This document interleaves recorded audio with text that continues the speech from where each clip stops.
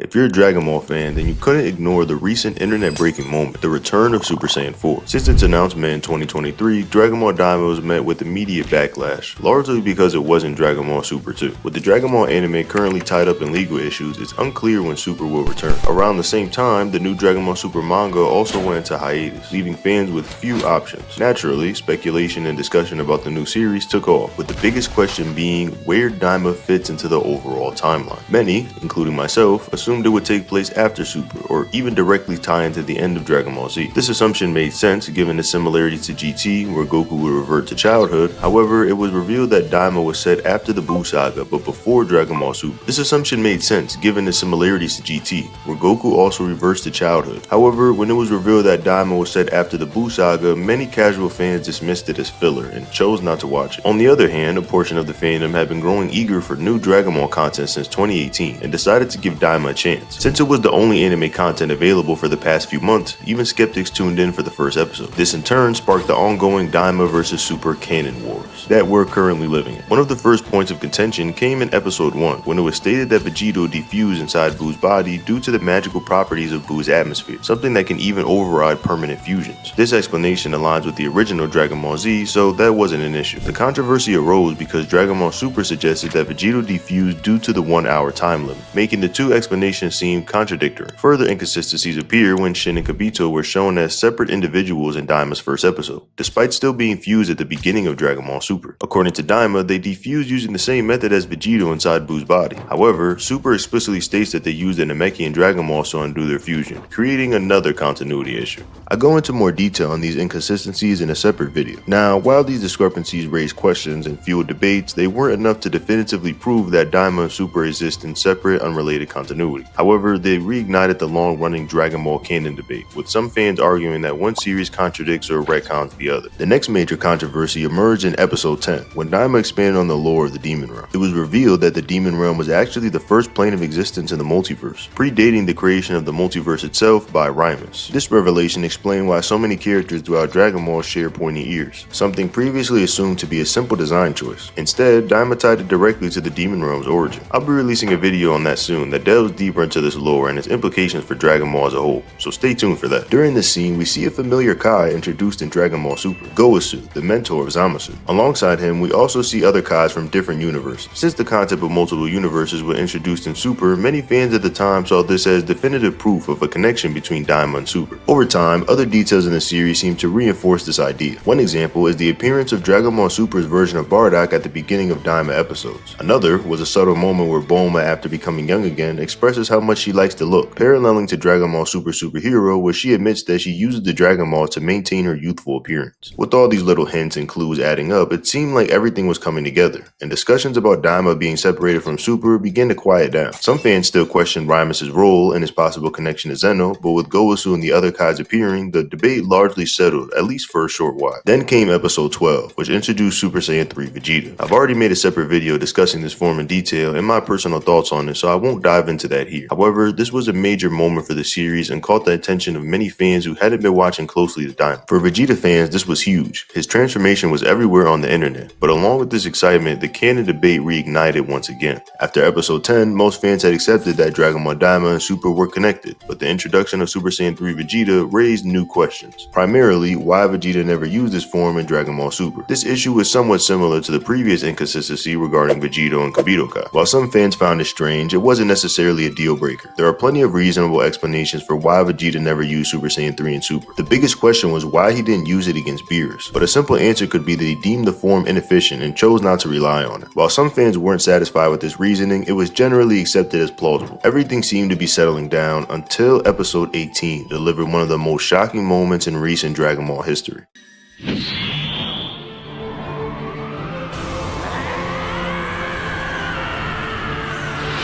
For the first time in 28 years, Goku once again became a Super Saiyan 4. This was such a massive event that Crunchyroll experienced streaming issues due to the overwhelming number of viewers tuning in after that episode's release. With the hype, however, came another wave of heated debate. The return of Super Saiyan 4 in Dragon Ball Daima immediately reignited the canon wars in full force. The biggest issue was how this transformation fit into the greater Dragon Ball timeline. Since Goku never used or even referenced Super Saiyan 4 in Dragon Ball Super, it raised serious questions about continuity. Fans could overlook the fact that Daima's journey journey to the demon realm was never mentioned in Super, but the idea that Goku had access to this powerful form and didn't use it against Beerus was a much bigger issue. However, there was an interesting twist to this situation. Unlike most Dragon Ball transformations, Super Saiyan 4's reappearance in Daima wasn't immediately explained. None of the onlookers commented on it, and even Goku himself didn't provide any insight into what was happening. This lack of explanation left room for speculation, keeping the discussion open-ended. Additionally, this transformation didn't follow the typical pattern where Goku unlocks a new form after being pushed to his limits. Instead, it was Neva's magic that allowed Goku to ascend, adding another layer of mystery to the situation. Although this moment made Super Saiyan 4 seem less significant compared to its predecessors, it did provide some support for those who believed Daima was connected to Super. Since there was no direct explanation for what had just happened, fans began forming their own theories. The most widely accepted idea was that Goku could only access this form within the demon realm and with Neva's magic. Given that Neva's magic was clearly the trigger for this transformation, this explanation made a lot of sense and temporarily eased the ongoing debates, at least until the following week. That's when things took a major turn.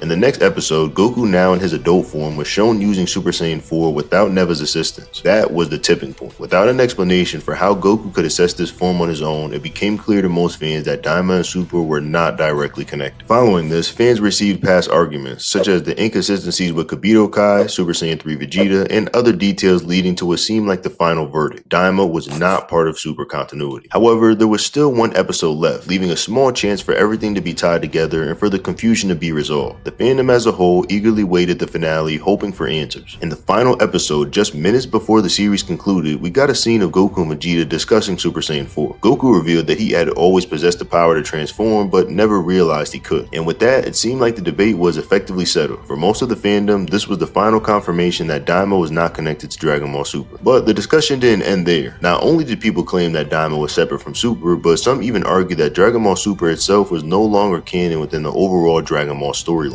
Others, while agreeing that Super and Daima were disconnected, insisted that Daima was the non-canon story, essentially taking on the same role as GT. And that's kind of where we are right now. Now that you're caught up, let's talk about it. If you believe that Dragon Ball Daima isn't connected to Super and instead serves as an alternate continuation of Dragon Ball Z, I have no argument against you. Dragon Ball has a history of leaving many things unexplained, often allowing fans to interpret events in their own way. The Japanese perception on canon, or rather the lack of emphasis on it, is evident in how the franchise has evolved over the years. I can understand why a casual fan will reach this conclusion, especially given the limited information provided by the creators. It makes sense. However, for those who take more of an analytical approach, examining the fine details and deeper implications within Dragon Ball, this discussion is more for you. Despite what we saw in Daima or even Goku's statements in the final episode, I don't believe that Super Saiyan 4 outright prevents Daima from being connected. Let me explain. Firstly, it's important to recognize that Dragon Ball Super currently has two different versions of its story, the anime and the manga. While both started similarly, the only minor differences in the retelling of the movies, they diverge significantly, starting with the Universe 6 vs 7 tournament. For example, in the manga, the tournament setting looks different, and Goku utilizes Super Saiyan God, whereas in the anime, he instead showcases Super Saiyan Blue Kaioken, one of the coolest transformation combinations in the series. This distinction will be crucial later when discussing what is and isn't canon. But for now, let's return to Super Saiyan 4. In the Dragon Ball Super manga, during Goku's fight with Beerus, he states that right now, this is his final form. Many have interpreted this as Goku directly confirming that Super Saiyan 3 is his strongest form at the time, which would contradict Daima if the series were connected. However, I believe this statement actually supports the idea that Daima and Super could still be a part of the same timeline. The key phrase here is right now. The wording implies that at some point in the past, Super Saiyan 3, or even another form, may have been his strongest. Since Daima takes place 3 years before Super, we have very little knowledge of what happened during that time. We saw Goku unlock Super Saiyan 4 after Neva used magic to awaken it, but that doesn't necessarily mean he could use it freely afterwards. We don't fully understand how Neva's magic works or if its effects are permanent. Admittedly, the way Goku later transforms into Super Saiyan 4 as an adult suggests that he retained the ability. But this wouldn't be the first time in Dragon Ball where Goku achieved a form more than once, yet couldn't access it later on. A similar situation occurred in the Dragon Ball Super manga during the Tournament of Power arc. When Goku first achieved Ultra Instinct Sign, he was unable to hold on to the form for long, and Whis noted that he hadn't yet mastered it. Later, when Android 17 seemingly sacrificed himself, Goku, overwhelmed with emotions, tapped into the form once again. As the battle progressed, he evolved into Master Ultra Instinct. However, despite reaching this level, Whis later explained that Goku Goku hadn't trained enough to wield the form properly, meaning he couldn't maintain it. This is further reinforced in the Moral arc, where it's revealed that Goku had been completely unable to use Ultra Instinct since the Tournament of Power. Even though he assessed it multiple times before, his lack of proper training prevented him from using it at will. The same logic could be applied to Super Saiyan 4 and Daima. Goku may have unlocked it in the heat of the battle, but that doesn't mean he could use it freely afterward, at least not without further training or guidance. Much like how Mira served as Goku's mentor for better learning Ultra Instinct, perhaps Neva's influence was necessary for Goku to harness Super Saiyan 4. Without that guidance, he may not have been able to use it again after leaving the Demon Realm. This would directly tie into his statements in the Dragon Ball Super manga saying, "Right now, this is my final form." The counter argument to this theory is that Goku very clearly demonstrated his ability to transform into Super Saiyan 4. Unlike Ultra Instinct, where Goku never intentionally triggered the form and instead assessed it unconsciously, his Super Saiyan 4 transformation in Daima appears to be deliberate, and that's a solid argument. However, I have a solid counter to this as well. In the original Dragon Ball manga, when Goku first becomes a Super Saiyan in his battle against Frieza, he engages in a long and grueling fight. Eventually, after instilling fear in Frieza and believing that the battle is over, he powers down from Super Saiyan back to his base form, giving Frieza another chance and leaving for Earth. But as we know, Frieza refuses to accept defeat and attacks Goku from behind. Realizing that the fight isn't truly over, Goku transforms into Super Saiyan once again to finish what he started. At first glance, it appears that Goku is able to switch Super Saiyan off and on at will, even as early as his battle with Frieza, since he very clearly powers down and then turns it back on again. However, this isn't actually the case. Later, when Trunks asks Goku if he can transform into a Super Saiyan at will, Goku admits that at first he couldn't. It wasn't until he further trained with it that he was able to fully master control over the form. And this raises an interesting question. If Goku couldn't control Super Saiyan at will during his fight with Frieza, why was he able to power down and then transform again so effortlessly? And I'd say the answer lies in the nature of Saiyan evolution. Saiyans are known to grow stronger as they fight, often breaking their limits in high-intensity battles. It makes sense that in the heat of combat, Goku was instinctively able to transform again, and you can apply this same concept to Super Saiyan 4 and Daima. While locked in battle, Goku was able to reach Super Saiyan 4 again, even without Neva's direct assistance. However, just as with Super Saiyan and Ultra Instinct, it's possible that after Daima, Goku lacked the proper training to maintain or reuse the form. This would explain why when fighting Beerus in the Super manga, Goku explicitly states, "Right now, this is my final form." The phrase "right now" implies that he may have had access to something greater in the past, such as Super Saiyan 4, but no longer does. And this would align with the idea that over the 3 years between Daima and Super, Goku either lost access to the transformation or never properly learned how to control it. I don't think this explanation is a stretch either, but I also understand why some fans may still find it hard to believe. In any case, it seems highly likely that Daima will be connected to Super, even if they decide to explain it or not. And if that's the case, this interpretation could help make sense of everything when more information is revealed. In the Dragon Ball Super anime, Goku never directly states that Super Saiyan 3 is his final form. It's only implied. However, even in Dragon Ball Super Broly, Goku doesn't use Ultra Instinct, despite it being his strongest ability. And that's because he can't. If he could, he would've. So, in conclusion, the fact that Goku was able to use Super Saiyan 4 and Daima, but not in Super, doesn't necessarily mean that the two series aren't connected. But I understand why some fans feel that way. That's just my take though. What do you guys think? Drop a comment and let me know your thoughts. If you enjoyed this discussion, don't forget to leave a like on the video. And until next time, 𝗕𝗔𝗄𝗎𝗪𝗔.